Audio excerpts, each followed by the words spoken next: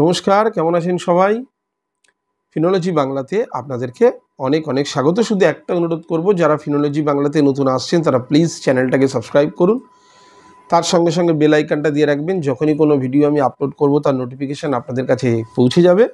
পুরনোরাতে যারা আছেন তারা লাইক, শেয়ার, কমেন্ট করে যেভাবে পাশে আছেন পাশে থাকবেন। বাজার ক্রমশ পড়ছে, প্রচুর কমেন্ট পেয়েছি। বাজার ক্রমশ পড়ছে, এখন কি করা যাবে? পোর্টফোলিও আবার তো সেই লাল। যদি আমরা 2024 সালের সেই জুন জুলাই মাসটা একবার দেখি, তাহলে আমরা দেখব জুন জুলাই মাস থেকে যে পতনটা শুরু হয়েছিল, এপ্রিল মাসে আমাদের ম্যাক্সিমাম পোর্টফোলিওতে আমরা আনরিয়ালাইজ লস দেখেছিলাম। কারোর 1 লাখ, কারোর 2 লাখ, কারোর 50,000, কারোর 30,000, বিভিন্ন রকমের লস আমরা দেখেছি। হ্যাঁ, যদিও আনরিয়ালাইজড। এবং সেই সময় দাঁড়িয়েও আমি একটা কথা আপনাদেরকে বলেছিলাম যে দেখুন, এগুলো নিয়ে ঘাবড়াবেন না। মার্কেটে অনেক নয়েজ চলে।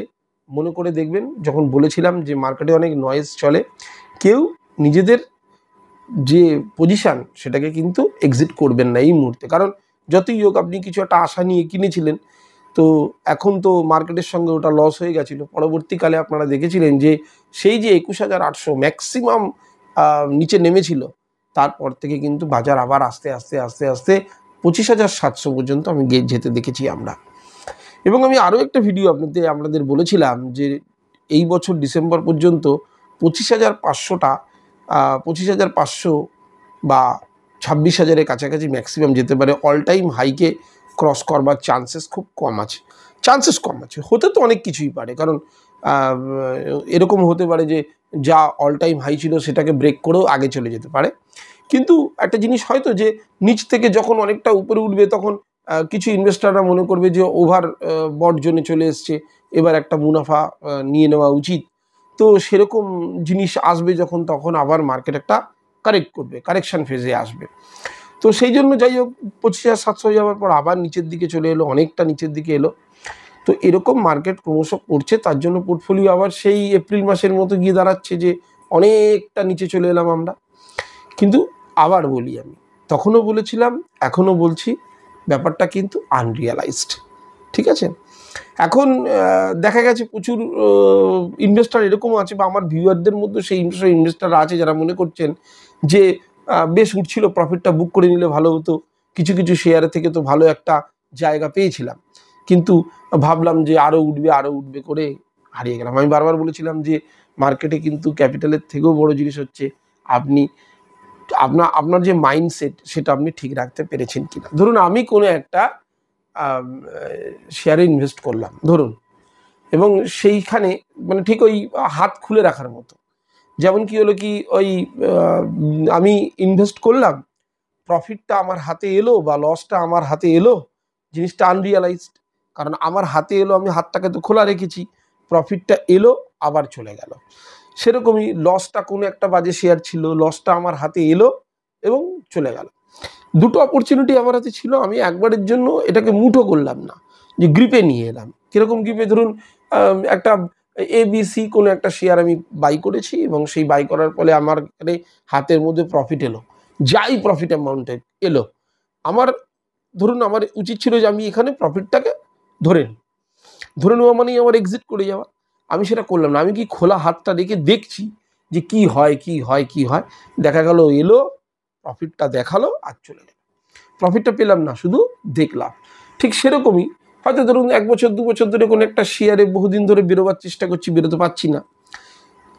একটা অনেকটা নিচ থেকে লসটাকে রিকভার করে এসছিল, অল্প কিছু লস দেখাচ্ছিল। আমি বলেছিলাম প্রয়োজনে লসও বুক করতে হয়, যে এখানটাকে এবার লসটাকে ধরে ভালো কোনো একটা জায়গায় আবার ঢোকবার চেষ্টা করব। সেটাও করলাম। তো এইখানে না, ওই ক্যাপিটাল ইনভেস্টের থেকে সবথেকে বড় যে জিনিস হচ্ছে, সেটা হচ্ছে মাইন্ডসেট। অর্থাৎ আমি হাতটাকে খুলে রেখেছি, আমার কাছে প্রফিট দেখা দিচ্ছে চলে যাচ্ছে। আমি কোনো একটা শেয়ার থেকে বাঁচতে চাইছি, আমার কাছে লসটা অল্প হচ্ছে, আবার বাড়িয়ে দিচ্ছি, অল্প হচ্ছে বাড়িয়ে দিচ্ছি, মানে কোনো একটা জায়গায় গিয়ে আমি গ্রিপ করতে পারছি না। আর সেই প্রবলেমে কিন্তু মার্কেটে পড়ছে। তো ন্যাচারালি মার্কেট পড়বে, আর তার সঙ্গে সঙ্গে আপনার পোর্টফোলিও লাল হবে। এখন এই জায়গাটাতেও অনেকে অপরচুনিটি খোঁজেন। ধরুন, একটা বাড়ির 4টে পিলারে 4 জন দাঁড়িয়ে আছে, সেই হিসাবে কিন্তু 4 জনের ভিউ কিন্তু ইকুয়াল নয়। নিজেরা মেপে দেখবেন যে এই একটা পিলার থেকে আপনি যে ভিউটা দেখছেন, অন্য পিলারে গিয়ে আপনার ভিউ চেঞ্জ হয়ে গেল। দেখা গেলে এই পিলার থেকে আপনি তাকিয়ে যা যা দেখতে পাচ্ছেন ওই পিলারে গিয়ে দাঁড়ালে দেখবেন আপনার যে দৃষ্টি অন্যদিকে যাচ্ছে, তো অন্য কিছু ভিউ আপনার কাছে আসছে। ঠিক সেরকম এই মার্কেটে ধরুন যারা ওপরের লেভেলে কিনেছেন তারা আজকের ডেটে ভাবলেন আবার নেমে গেল, যারা রিসেন্ট মুনাফা অর্জন করেছেন তারা ভাবলো বা খুব ভালো হয়েছে, আবার নিচে এসছে, আমার বাইং অপরচুনিটি তৈরি হলো। তো আমরা সবাই এক একজন এক একটা পিলারে দাঁড়িয়ে আছি এবং সেই পিলারে দাঁড়িয়ে আমরা চিন্তা করছি যে আমার পয়েন্ট অফ ভিউ থেকে আমি মার্কেটকে জাজ করতে চাইছি, যেটা খুব অন্যায়, একদমই ঠিক না। কারণ আপনার উচিত মার্কেটকে ওভারঅল জাজ করা, আপনার পয়েন্ট অফ ভিউ থেকে শুধু জাজ করলে হবে না। দেখা গেলো আপনি কিনেছিলেন অনেকটা ওপরে, মার্কেট সেখানে যেতে সময় নেবে, মার্কেট তো ওই অল টাইম হাইয়ে পৌঁছেও তো ছিল অনেকটা দিন পরে, তাহলে সেখানে যখন পড়েছে তাকেও যেতে অনেক সময় লাগবে, অলমোস্ট প্রায় 1 বছর হতে চলেছে, 1 বছর অলরেডি হয়ে গেছে, কারেকশান ফেজের মধ্যে আমরা আছি। তাহলে কি হলো, আমি সেখানে আমার দৃষ্টিভঙ্গি থেকে দেখছি কি মার্কেট আবার পড়ে গেল আমার জায়গা থেকে। অন্য পিলারে দাঁড়িয়ে থাকা লোকটা কিন্তু বা ইনভেস্টার সে কিন্তু দেখলো আমি তো এখানে বিক্রি করেছি, বা আমি ভেবেছিলাম মার্কেট হয়তো আরও ওভারবট জোনে যেতে পারে, সেখান থেকে মার্কেট আবার একটুখানি ওভারসল্ট জোনে আসছে, তার মানে আমার একটা অপরচুনিটি তৈরি হচ্ছে।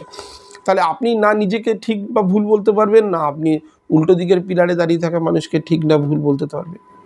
তার মানে আমরা যে জায়গা থেকে দাঁড়িয়েছি সেই জায়গা থেকে দেখে, আমাদের দৃষ্টিভঙ্গি থেকে দেখে আমরা মার্কেটকে জাজ করছি, যেটা সেটা একদমই উচিত না। আপনাকে মনে রাখতে হবে যে মার্কেটের যে লেভেলসগুলো আছে সেই লেভেলসে প্রচুর কন্ট্রাক্ট ওপেন থাকছে, প্রচুর মানুষ এক একটা শেয়ার কিনছে বিক্রি করছে, তো অনেকেই ইনভলভড আছে। সুতরাং আমার দৃষ্টিভঙ্গিটাই ফাইনাল হতে পারে না। সেই জন্য বারবার বলবো, মার্কেট যখন দিচ্ছে তখন গ্রিপ করুন। মার্কেট যখন বলছে যে আমি এই যে বাজে স্টকটা আপনি কিনে রেখেছিলেন তার লসটা অনেকটা রিকভার করিয়ে দিয়েছি, এইবার লসটাকে বুক করুন, বুক করে কোনো একটা ভালো কোম্পানিতে যান, তাহলে সেখানে আপনি কী হবে, আপনার যে রিস্ক রিওয়ার্ড এটাকে মেনটেন করতে পারবেন। আপনি শুধু দেখবেন যে এমন একটা স্টকে ঢুকেছেন খালি রিস্ক আর রিস্ক, রিওয়ার্ডের কোনো গল্প নেই, তাহলে সেইখানে আমি তো ভুল ঢুকেছি। আর এইটাই তো আমাকে এক্সপেরিয়েন্সড করে তুলছে ভবিষ্যতে, ফিউচারে আমাকে এটাই এক্সপেরিয়েন্সড করে তুলবে। আবার দেখা যাচ্ছে কোনো একটা স্টকসে আমি ঢুকছি, সেই স্টকসটা খুব বেড়ে গেল, আমি ভাবলাম স্টক খুব ভালো, এগুলোতেই তো আমি ট্র্যাপে পড়বো, কোনটাতে আমি ট্র্যাপে পড়বো, কোন থেকে আমার বাঁচা উচিত, সেই জিনিসগুলোকে যদি না, আমি বারবার বলছি না যে আপনি যাই করুন, এডুকেশনের বিশাল দাম, আর এডুকেশন তৈরি হবে, কিছুটা আপনি নলেজ নেবেন, কিছুটা আপনি নলেজ মার্কেট থেকে পাবেন। সুতরাং নিজের দৃষ্টিভঙ্গি দিয়ে কখনো মার্কেটকে কিন্তু জাজ করতে যাবেন না। আপনি বিপদে পড়বেনই পড়বেন, আমিও বিপদে পড়বো, কারণ আমি যে লেভেলে কিনেছি সেই লেভেলে কিন্তু স্মার্ট ইনভেস্টাররা আসেনি। ওখানে স্মার্ট ইনভেস্টার অনেক নিচের লেভেল থেকে কিনেছে, আর ওটাই স্মার্ট ইনভেস্টমেন্টের প্রথম রুল হচ্ছে, আমি বারবার বলি, বাই এট লো, যতটা কম দামে আমি কিনতে পারি। তার জন্য আপনাকে টেকনিক্যাল সাপোর্ট থাকছে, আপনি সেই টেকনিক্যাল জিনিস দেখে বুঝতে পারবেন, সেগুলো কিন্তু দেখে তবে আপনি কিন্তু মার্কেটকে অ্যানালিসিস করবেন। তো মার্কেট যেখানে পড়ছে অবশ্যই পড়ছে, বাইং অপরচুনিটি তৈরি হচ্ছে, বাইং অপরচুনিটি যদি আপনার হাতে থেকে থাকে, আপনার কাছে ক্যাপিটাল থাকে, দেন আমি বারবার বলি চেষ্টা করুন ভালো শেয়ার, ভালো কিছু দেখে যেটা আপনি করেন সেটা চেষ্টা করুন। আর যদি মনে হয় না আমার কাছে ক্যাপিটাল নেই, তাহলে সাইডে দাঁড়িয়ে জাস্ট মার্কেটকে ফলো করুন, মার্কেট কি বলছে এক্সপিরিয়েন্স গেন করুন, সিম্পল। চলে আসবো আজকে মার্কেটের কি অবস্থা সেই জায়গায় দাঁড়িয়ে, এবং নিফটিকে অ্যানালিসিস করব সোমবারের জন্য। দেখুন নিফটিকে যদি আজকে দেখি, আজকে নিফটি 50 ওপেন হয়েছিল 24,544 পয়েন্টে, সেখান থেকে হাই করেছিল 24,585, অর্থাৎ ওপরের দিকে তো ইন্টারডেতে কেউ কিছু পানিনি। যদি লো করে তাহলে হয়েছিল 24,337। সুতরাং শর্ট পজিশানে কিন্তু ভালো, যারা করেছেন, যারা টেকনিক্যালি অ্যানালিসিস করতে পারেন, তাহলে শর্ট পজিশান অর্থাৎ শর্ট সেলিংয়ে কিন্তু ইন্টারডে থেকে তারা হয়তো কিছু পেয়েছেন, আর ক্লোজ করেছে 24,363-তে। এই হচ্ছে নিফটি। আর যদি আমি দেখি যে ব্যাঙ্ক নিফটিও 516 পয়েন্ট আজকে নেগেটিভ, নিফটি 50 232 পয়েন্ট নেগেটিভ নোটে বন্ধ হয়েছে। তার সঙ্গে সঙ্গে প্রত্যেকটা সেক্টর, আলাদা করে কোনো সেক্টরের নাম আমি উচ্চারণ করছি না, প্রত্যেকটা সেক্টর কিন্তু নেগেটিভ নোটেই বন্ধ হয়েছে। আর একটা জিনিস যদি আমি বলি, ডলার আইএনআর যেটা ছিল 87 টাকা 57 পয়সার মতো, সেটা আরও ডিফারেন্স তৈরি করছে, 87 টাকা 74 পয়সা। আর আমি বারবার বলেছি যত ডলারের দামটা বাড়তে শুরু করবে আইএনআরের সাপেক্ষে, তত এফআই কিন্তু সেলিংয়ের দিকে ঝুঁকবে। এবং তাতে দেখা যাচ্ছে 5,214 কোটি টাকার সেলিং কিন্তু লাস্ট ট্রেডিং সেশনেও কিন্তু তারা করে ফেলেছে। সুতরাং মার্কেট তো ফল করবে, করছে। এবার যদি আমি নিফটিকে একটু টেকনিক্যালি দেখতে চাই, তার আগে টপ গেনার টপ লেজার নিয়ে একটু আলোচনা করি। আজকের ডেটে দাঁড়িয়েও যখন মার্কেট 232 পয়েন্ট পড়ে যায়, সেখানে টপ গেনারের খুব একটা ভূমিকা থাকে না, তবুও এনটিপিসি 1.64% আজকে ছোট্ট হলেও একটা র্যালি দেখিয়েছে আপসাইডে। টাইটান দেখিয়েছে 1.34%, ডক্টর রেড্ডি দেখিয়েছে 1.03% পজিটিভ নোটে কিন্তু এরা বন্ধ হয়েছে। তার সঙ্গে সঙ্গে টপ লুজারদের যদি বলি, ইন্ডাসইন্ড ব্যাংক সব থেকে বেশি পড়েছে 3.32%, ভারতী এয়ারটেল পড়েছে 3.31%, আদানি এন্টারপ্রাইজ পড়েছে 3.16%। এই আদানি এন্টারপ্রাইজে আমি একটা জিনিস লক্ষ্য করেছি খুব, যে আমি বললাম না, মার্কেট যত বেশি অবজার্ভ করবেন মার্কেটে, তত বেশি কিন্তু আপনি মার্কেটের সঙ্গে কাজ করতে পারবেন। আমি দেখেছি যখনই মার্কেট ভালো র্যালি নেয়, আদানি এন্টারপ্রাইজও ভালো র্যালি নেয়। যখন মার্কেট নেগেটিভেতে চলে যায়, নেগেটিভ নোটে বন্ধ করে, তখন আদানি এন্টারপ্রাইজও কিন্তু অনেকটা নিচে পড়ে যায়। এটা আমি ফলো করে দেখেছি, আপনারাও এটা ফলো করে দেখতে পারেন। শ্রীরাম ফিনান্স পড়েছে 2.86%, টাটা মোটরস পড়েছে 2.41%। মোটামুটি সব শেয়ারই ভালো ভালো শেয়ারও নিচের দিকে পড়েছে। এখন নিফটির টেকনিক্যাল যদি দেখতে চাই, এখন অ্যাকচুয়ালি না এমন একটা পজিশনে দাঁড়িয়ে গেছে যে মার্কেট আর টেকনিক্যাল বেসড নেই, মার্কেট টোটালি হয়ে গেছে নিউজ বেসড, সেন্টিমেন্ট বেসড। অর্থাৎ দেখা গেল কি একটা হচ্ছে যাই না, কোনো একটা নিউজ চলে গেলো ওভারনাইট, যেমন আজকে ধরুন শুক্রবার, কেউ যদি মনে করেন আমি আজকে নেবো, মানে কল হোল্ড করব, তাহলে দেখা যাচ্ছে আগামীকাল শনিবার, তারপরে রোববার, দুদিনে মার্কেটে এমন কিছু ভূচাল চলে এলো, বাস মার্কেট চলে গেল উল্টো দিকে। আপনি নিয়েছিলেন, উল্টো দিকে চলে গেল, পুটের দিকে চলে গেল। তার মানে কি, অ্যানালিসিস ঠিক করা যাচ্ছে না, যেহেতু নিউজ বেসড হয়ে যাচ্ছে, বা দেখা যাচ্ছে যত সেন্টিমেন্ট বেসড হয়ে যাচ্ছে। এরপরে যে ট্রাম্প ট্যারিফ হেনা তেনা যেগুলো থাকে, আমি বারবার বলি, এগুলোর মধ্যে অনেক গল্প থাকে। অনেক সময় দেখা যায় যে মার্কেট পড়ে গেল, পড়ে যাওয়ার জন্য কিছু লোক সুযোগ নিয়ে নিল, সেখান থেকে তারা ভালো অল্প সময়ের মধ্যে অধিক কিছু করে নেওয়ার একটা ব্যবস্থা করে ফেললো। তো সেরকমই আমরা যদি ছোটোখাটো ইনভেস্টাররা থাকি, সেখানে আমাদের একটা সমস্যা কিন্তু আগাগোড়াই হয়ে যায়। তাই জন্য একটু নজর রাখবেন, টেকনিক্যাল বেসডের থেকে এখন কিন্তু নিউজ বেসড বেশি কাজ করছে।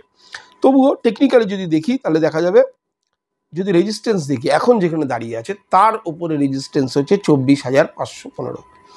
অর্থাৎ যদি 24,515 যদি দেখা যায় যে মঙ্গলবার দিন গ্যাপ আপ হয় এবং 24,515কে ক্রস করে সাস্টেন করে, তাহলে আমরা তখন সির কথা ভাবতে পারি, কল অপশানের কথা ভাবতে পারি। কিন্তু যদি দেখা যায় না, সেটা করলো না, আর এখন যেটাতে ক্লোজ করলো 24,363তে ক্লোজ করলো, তাহলে তার নিয়ারেস্ট সাপোর্ট কিন্তু 24,325। সুতরাং আমি পরের দিন গিয়ে মার্কেট খুললো নেগেটিভ এতে খুললো, আমি গিয়ে পুট, বা মার্কেট ওপরে খুললো আমি গিয়ে কল, সেটা না করে টেকনিক্যালি দেখতে হবে যে 24,325 কিন্তু সাপোর্টে দাঁড়িয়ে আছে। যেই 24,325কে নিচের দিকে ভাঙবে, তারপরে পরপর 24,290, 24,260, 24,230 পরপর সাপোর্ট লেভেলগুলো আপনার কাছে পুটের জন্য কাজ করবে। অর্থাৎ আমি পুট কিনবো, 24,325 হয়ে গেলে একটা পুট কিনতে পারি। তাহলে সেখানে দেখতে হবে আমাকে যে নিচের দিকে যে 24,363টা 24,325কে যদি ভাঙে, তাহলে আমাকে কনফার্মেশন দেবে, দেন আমি পুটের কথা ভাবতে পারি। যদি আমাকে 24,515 ভেঙে যায়, দেন আমি কলের কথা ভাবতে পারি। বাট দুটোই ভাববো, কিন্তু আমি টেকনিক্যাল অ্যানালিসিস যদি করতে না পারি, সেদিকে কিন্তু আমি নজর দেবো না, বা আপনার যদি এক্সপার্ট থেকে থাকে তাকে জিজ্ঞেস করে আপনি এগুলো করতে পারেন। এখন আরেকটু যদি বিস্তারিত দেখি, যে ট্রেন্ড এখন নেগেটিভ, পালস এখন নেগেটিভ, 20 এর নিচে ট্রেড করছে নিফটি 50। আর আমি বারবার বলেছি, RSI 40 নিচে যখনই থাকে, অর্থাৎ 30-এর ওখানে থাকে, অনেক সময় ওখানে কিন্তু ঘুরঘুর করে, এবং সেখানে যদি সাইডওয়েজ তৈরি হয়, তাহলে মার্কেট কিন্তু ওপরের দিকে আবার ঘুরবে। কিন্তু মার্কেট খুব বেশি পড়ে যাওয়ার কোনো কারণ নেই। এই এখন ট্যারিফ শুনছেন, কালকে বলবে পজ, পরশু বলবে নেগোশিয়েট করা হয়েছে, এই জিনিসগুলো আগেও দেখে নিয়েছেন। সুতরাং এইগুলো নিয়ে আর মাথা ব্যথা করবেন না। এই হলো নিফটি অ্যানালিসিস। এবার বলবো কিছু Q1 রেজাল্ট, তার সঙ্গে বোনাস স্প্লিট। আগে বোনাস স্প্লিটটা বলি। বোনাস হচ্ছে ইমামি পেপার মিলস প্রতি শেয়ার পিছু 1 টাকা 60 পয়সা করে ডিভিডেন্ড ঘোষণা করেছে। আপনারা বলে মাত্র 1 টাকা 60 পয়সা, এর কিন্তু প্রাইসও খুব কম স্টকটার। সুতরাং ইমামি পেপারস মিল 1 টাকা 60 পয়সা করে ডিভিডেন্ড, আর প্রতি শেয়ার পিছু এক্স ডেট হচ্ছে 26 অগস্ট। তার আগে একটা ডিসক্লেমার দিয়ে দিই, যা আমি এখানে বলি সব কিন্তু আমার দৃষ্টিভঙ্গি থেকে বলা বা আমার ওপিনিয়ন। এগুলো আপনারা যে কোনো রকম অ্যাক্টিভিটি করবেন সেটা কিন্তু আপনাদের এক্সপার্টকে জিজ্ঞেস করে করবেন। আর যে কোনো রকম অ্যাসেটে যখন আপনারা ইনভেস্ট করবেন অবশ্যই কিন্তু সমস্ত নথি ভালো করে পড়ে তবে কিন্তু সেটার মধ্যে এন্ট্রি নেবেন। কতটা ঝুঁকি আছে না আছে, কতদিনে কতটা কি রিটার্ন আমি পেতে পারি, সেগুলো ভালো করে দেখে তবেই কিন্তু সেখানে ঢোকবার কথা চিন্তা করবেন। নেক্সট বলবো স্পেশালিটি রেস্টুরেন্ট।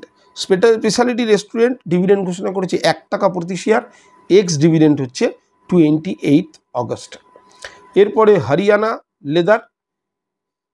লেদার ডিভিডেন্ড ঘোষণা করেছে 1 টাকা প্রতি শেয়ার, এক্স ডিভিডেন্ড হচ্ছে 29 অগস্ট। বারবার বলছি যে 1 টাকা মানে কিন্তু 69, এর প্রাইস হচ্ছে 67, সেই হিসাবে 1 টাকা মানে প্রায় কিন্তু 1%-এর উপরে। 100 টাকা হলে 1 টাকা হয় 1%, তো এখানে 67 মানে প্রায় 1.5%-এর কাছাকাছি আপনাকে ডিভিডেন্ড দিচ্ছে। কিন্তু যখনই এন্ট্রি এক্সিটগুলো সমস্ত কিন্তু নিজেদের বিষয়। এরপরে যেটা বলবো সেটা হচ্ছে পিডিলাইট ইন্ডাস্ট্রি ডিভিডেন্টের সঙ্গে বোনাস ঘোষণা করেছে, অর্থাৎ যা আপনার কাছে স্টকস আছে সেগুলোর প্রত্যেক শেয়ার পিছু আপনি 10 টাকা করে ডিভিডেন্ড পাবেন। তার সঙ্গে সঙ্গে যে কটা শেয়ার আছে সেটা স্প্লিট হবে 1:1, অর্থাৎ একটা থাকলে আপনি দুটো পেয়ে যাবেন, কিন্তু ডিভিডেন্ড পাবেন একটা শেয়ারে। এক্স ডেট এখনও আপকামিং, যেহেতু আপডেট নিউজ একদম, এক্স ডেট এখনও ঘোষণা করা হয়নি, হলে বলে দেওয়া হবে। নেক্সট হচ্ছে টাটা ইনভেস্টমেন্ট কর্পোরেশন হচ্ছে স্প্লিট ঘোষণা করেছে 1:10 অনুপাতে, অর্থাৎ একটা যদি শেয়ার আপনার কাছে থাকে তাহলে সেটা 10টায় কনভার্ট হয়ে যাবে। সেই হিসাবে কিন্তু টাটা ইনভেস্টমেন্টের রেটটা যা আছে সেটাও কিন্তু 10 ভাগে ভাগ হয়ে যাবে, এটাও মাথায় রাখতে হবে। এটারও এক্স ডিভিডেন্ড রেট কিন্তু এখনও আপকামিং, এটা মাথায় রাখবেন। এরপরে কতগুলো Q1 রেজাল্ট নিয়ে বলবো, তারপরে আপনাদের প্রশ্নের উত্তর তো অবশ্যই দেবো, কারণ আপনাদেরকে নিয়েই আমার ভিডিও। প্রথমে বলবো এলআইসির Q1 রেজাল্ট যদি দেখি, নেট প্রফিট 5.02% বেড়ে হয়েছে 10,986 কোটি টাকা। পলিসি রিনিউয়াল খুব স্ট্রং, এদের পলিসিগুলো করছে, তার রিনিউয়াল থেকেও অনেক টাকা আসছে। এখন এই যে প্রফিট বাড়লো, তারপরেও অনেকে অবশ্যই বলবেন যে এলআইসি তো লাভই দেয় না, সারা বছর একটা জায়গায় দাঁড়িয়ে থাকে। এটা ভাবতে হবে, এটা হচ্ছে লার্জ ক্যাপ স্টকের সব থেকে মেন জিনিস হচ্ছে এন্ট্রি এক্সিট। যদি এন্ট্রি আপনার ঠিক থাকে, এক্সিট ঠিক থাকে, তবেই আপনি কিন্তু লার্জ ক্যাপ থেকে কিন্তু কিছু বেনিফিট পেতে পারেন। বাকি অনেকে বলেন যে এলআইসির থেকে অনেক ছোট মাঝারি স্টক আছে যেগুলো ওপরের দিকে অনেক ছোট, মিড ক্যাপ স্মল ক্যাপ তো ছুটবেই, কারণ তাদের কাছে অপরচুনিটি প্রচুর। একটা কোনো শেয়ার যদি হাতি হয়ে বসে থাকে তো তার মুভমেন্ট খুব কম হবে। সুতরাং তার কাছ থেকে লাভ নিতে গেলে আমাকে কোথায় করতে হবে, নিচের দিকে কাজ করতে হবে, বাই অ্যাট লোতে। সুতরাং হাইতে গিয়ে আরও হাই উঠবে এই কাজ আমরা কিন্তু লার্জ ক্যাপে করতে পারবো না। নেক্সট বলবো টাইটানের রেজাল্টও খুব ভালো এসেছে, তার জন্য আজকে টাইটান দেখবেন সব নেগেটিভ হওয়ার পরও টাইটান কিন্তু পজিটিভ হয়েছে। টাইটানের সেম জিনিস, যে যখনই এই সমস্ত শেয়ারগুলো একদম ব্লুচিপের কাছাকাছি স্টকস, ব্লুচিপই বলা যায় এই ধরনের স্টকসগুলো কাজ করতে গেলে কারেকশানে আপনাকে এর মধ্যে ভাবতে হবে, যাতে উপরে গেলে আপনি সেখান থেকে এক্সিট করে কিছু পেতে পারেন। টাইটানের যদি দেখি, জুন 2024-এ রেভিনিউ ছিল 13,266 কোটি টাকা টপ লাইন রেভিনিউ। মার্চ 2025-এ সেটা হলো 14,916 কোটি টাকা, অর্থাৎ বেড়ে গেল কোয়ার্টার বেসিসে। আর জুন 2025-এ অর্থাৎ লাস্ট যেটা বেরোলো 16,523 কোটি টাকা, অর্থাৎ year on year positive, quarter on quarter positive. আর তার সঙ্গে যদি আমি দেখি প্রফিটও তাই, ছিল 715 কোটি টাকা, তারপরে হলো 871 কোটি টাকা, তারপরে হলো 1,091 কোটি টাকা। ইপিএসও সঙ্গে সঙ্গে বেড়েছে, 8 ছিল হলো 9.81, তারপরে বেড়ে হলো 12.23%, অর্থাৎ 34% প্রফিট গেইন করে হলো 1,090 কোটি টাকা। বিএসসি তো তাই, বিএসসির যে রেভিনিউ, টপ লাইন রেভিনিউ যেটা ছিল সেটা ছিল 68 crores, 68 কোটি টাকা ছিল জুন 2024-এ, জুন 2025-এ বেড়ে হলো 104 কোটি টাকা। কোথায় বাড়িয়ে নিল? প্রফিট যদি দেখা যায় তাহলে ছিল 26 কোটি টাকা, সেটা বেড়ে হলো 53 কোটি টাকা।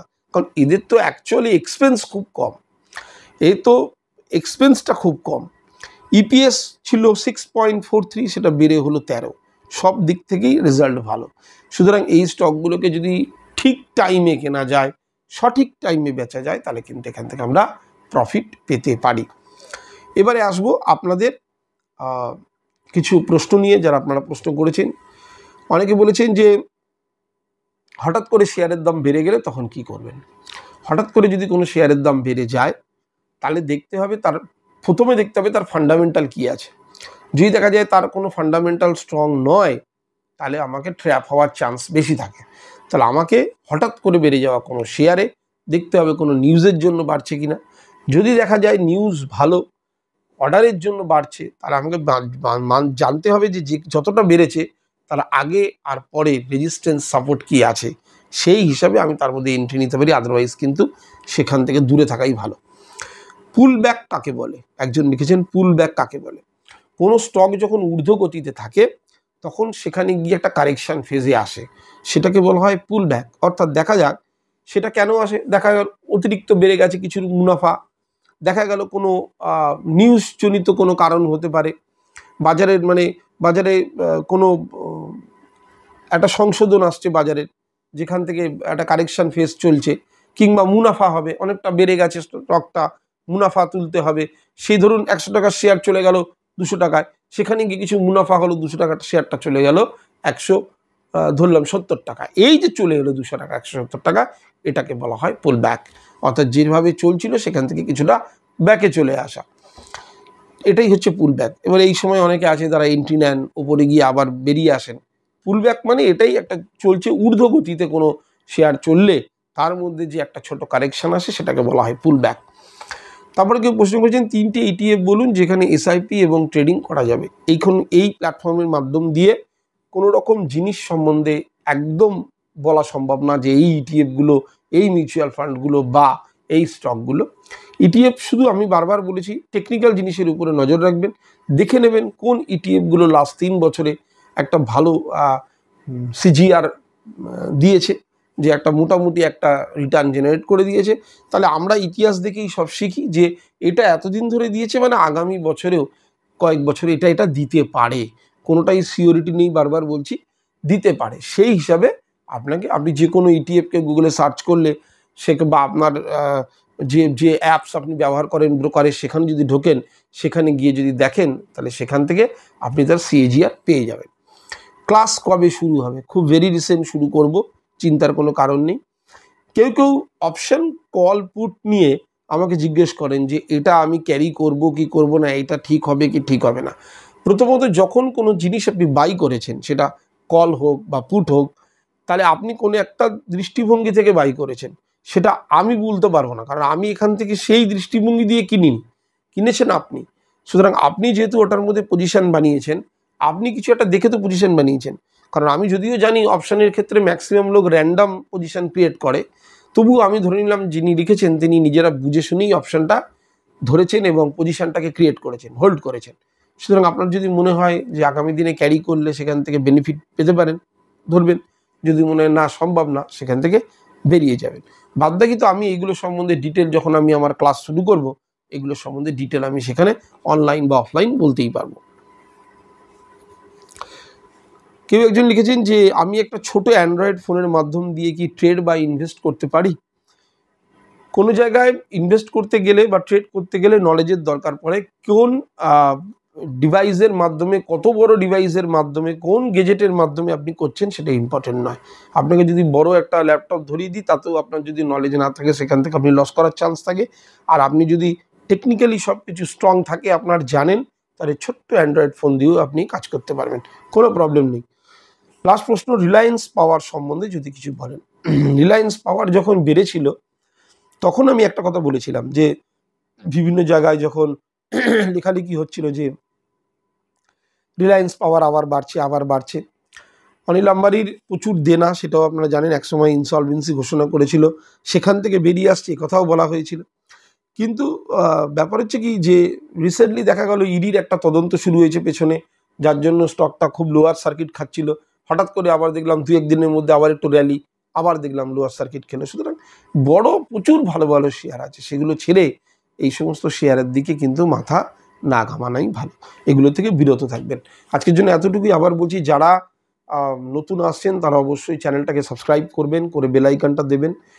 আর তার সঙ্গে সঙ্গে এটাও বলে দেবো, যারা টেলিগ্রাম চ্যানেলে জয়েন করতে চাইছেন অন্য কোনো জায়গা থেকে জয়েন করবেন না। ডেসক্রিপশন বক্সে আমার হোয়াটসঅ্যাপ নাম্বার দেওয়া আছে, হোয়াটসঅ্যাপ নম্বরে আমাকে হাই লিখে পাঠাবেন, আমি লিঙ্ক দেবো। কারণ টেলিগ্রাম চ্যানেলে অনেক এমন চ্যানেল আমার নামে খুলে আছে, সেগুলো থেকে কিন্তু আপনারা বিরত থাকবেন। আমি লিঙ্ক দেবো, সেই লিঙ্কের মাধ্যমে আপনারা ঢুকবেন। আজকের জন্য এতটুকুই। পুরো ভিডিওটা দেখার জন্য আপনাদেরকে অসংখ্য ধন্যবাদ। আবার দেখা হবে পরে। নমস্কার।